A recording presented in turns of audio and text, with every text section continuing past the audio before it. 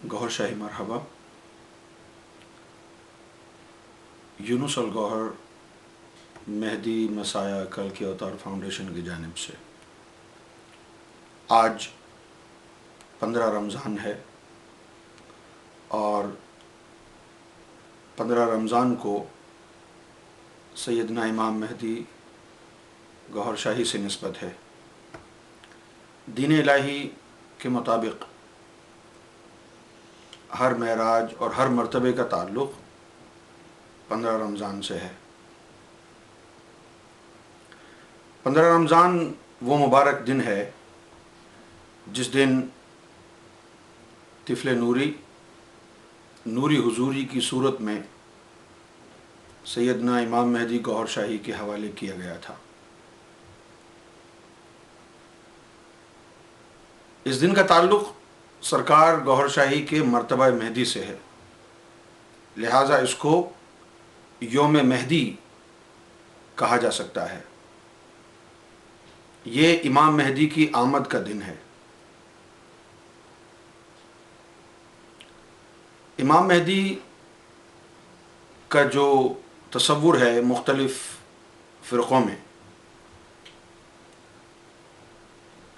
ان میں سے شیعہ فرقہ علم نہ ہونے کی وجہ سے یوم مہدی 15 شعبان کو مناتا ہے، لیکن اس کی کوئی دلیل ان کے پاس نہیں ہے. سیدنا امام مہدی گوہر شاہی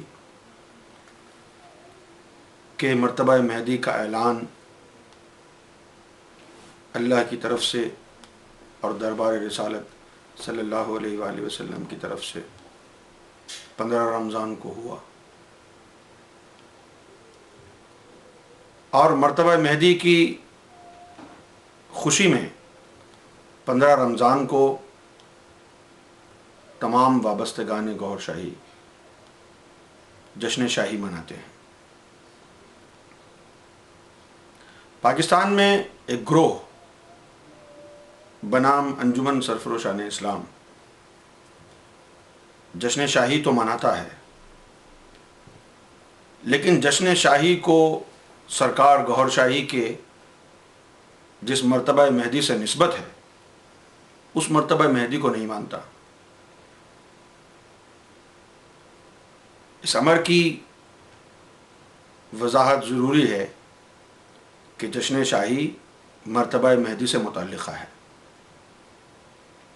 اور کائنات جس ذات والا امام مہدی کی منتظر رہی صدیوں سے، یہ وہ دن ہے جس دن اللہ اور اس کے رسول صلی اللہ علیہ وسلم کی طرف سے سیدنا امام مہدی گوہر شاہی کے امام مہدی ہونے کا اعلان کیا گیا. یوں تو بہت سی راتیں اور بہت سے مبارک ایام ہر مذہب میں منائے جاتے ہیں. کچھ ایام ایسے ہیں کہ جب کوئی خاص واقعہ وقوع پذیر ہوا تو اسی وقت ان ایام کی برکت تھی، اہمیت تھی. اس کے بعد اس کی اہمیت اور برکت نہیں رہتی. اور کچھ ایام اور کچھ راتیں زندہ ایام اور زندہ راتیں ہوتی ہیں، اور وہ راتیں اور وہ ایام ایسے ہوتے ہیں کہ ہر سال رب ان کو بڑے تذک و احتشام سے مناتا ہے. آسمانوں پر خوشیاں منائی جاتی ہیں، رحمت کے دروازے کھول دیے جاتے ہیں، گناہگاروں کی بخشش کا سامان کیا جاتا ہے، محبت کے طالبین کو محبت کے جام پلائے جاتے ہیں، بیت المعمور پر جشن ہوتا ہے، سیدنا گوہر شاہی کے جثہ مبارک کا طواف کیا جاتا ہے، اور اہل دل حضرات جن کے دل عالم ملکوت تک جانے کی طاقت رکھتے ہیں، وہ ایسے ایام کی برکتوں کو سمیٹنے کے لیے لطیفہ قلب کا مراقبہ کر کے عالم ملکوت تک پہنچتے ہیں. اور جن لوگوں کی روحیں منور ہو جاتی ہیں اور وہ روحوں کا مراقبہ سیکھ لیتے ہیں تو وہ روحوں کے مراقبے کے ذریعے ان بابرکت ایام سے مستفیض ہونے کے لیے عالم جبروت میں واقع بیت المعمور تک رسائی حاصل کرتے ہیں، جہاں تمام انبیاء اور تمام اولیاء ان ایام کو جوش و خروش سے مناتے ہیں۔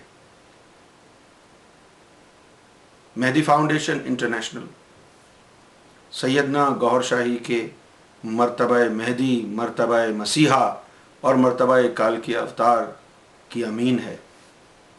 پوری دنیا میں ہم سیدنا ریاض احمد گوہر شاہی کے مرتبوں کا پرچار کر رہے ہیں، اور یہ نشانیاں جو اللہ نے ظاہر کی ہیں، چاند، سورج، حجر اسود، شیو مندر اور دیگر کئی مقامات پر جو تصاویر گوہر شاہی کی صورت میں اللہ کی نشانیاں ظاہر ہوئی، ان نشانیوں کا پرچار کر رہے ہیں۔ لوگ کہتے ہیں کہ پہلے بھی بہت سے امام مہدی کے دعوے دار آئے، تو اب تم بھی دعویٰ کر رہے ہو سرکار گوہر شاہی کے امام مہدی ہونے کا۔ دنیا کو یہ بتا دینا چاہتا ہوں کہ ہمارے دعویٰ کرنے سے کچھ نہیں بنتا۔ جتنے بھی جھوٹے دعوے دار ہو گزرے ہیں ان پر اللہ کا عذاب نازل ہوتا ہے، اور اگر کوئی جھوٹا دعوے دار امام مہدی کا ہوگا تو اس پر بھی اللہ کی لعنتیں ہوں گی۔ امام مہدی تو وہی ہے جس کو اللہ نے امام مہدی بنا کے بھیجا ہے، اور جب رب کسی کو اپنی طرف سے نمائندہ بنا کر کے بھیجتا ہے تو پھر ان کے تصدق کے لیے کئی چیزیں ان کے ساتھ بھیجتا ہے۔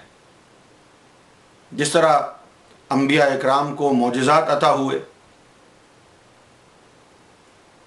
جن کا دکھانا ضروری ہے، اولیاء اکرام کے لیے کرامات ہیں، اور امام مہدی کے لیے قرآن مجید میں آیا کہ سنوریہم آیاتنا فی الآفاق وانفسہم حتی یتبین لہم انہ الحق، کہ عنقریب مستقبل میں ہم اپنی نشانیاں انہیں دکھائیں گے آفاق میں اور ان کی جانوں میں، اور اس وقت تک نشانیاں دکھاتے رہیں گے جب تک کہ انہیں یقین نہ ہو جائے کہ یہی حق ہے۔ سیدنا گوہر شاہی کی تصاویر آفاق میں ظاہر ہو چکی ہیں۔ جو لوگ ان نشانیوں کا تمسخر اڑاتے ہیں وہ نرے جاہل ہیں۔ یا تو وہ یہ بتائیں کہ کیا کسی انسان کو یہ طاقت حاصل ہے کہ چاند میں کوئی تصویر بنا دے؟ پھر کچھ مسلمان کہتے ہیں کہ چاند پہ جادو ہو گیا ہے۔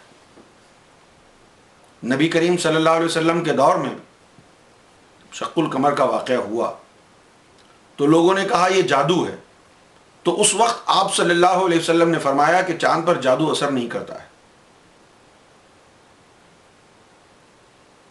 تو مسلمانوں کو یہ بات ذہن نشین کر لینی چاہیے کہ آپ صلی اللہ علیہ وسلم کا فرمان ہے کہ چاند پر جادو اثر نہیں کرتا ہے۔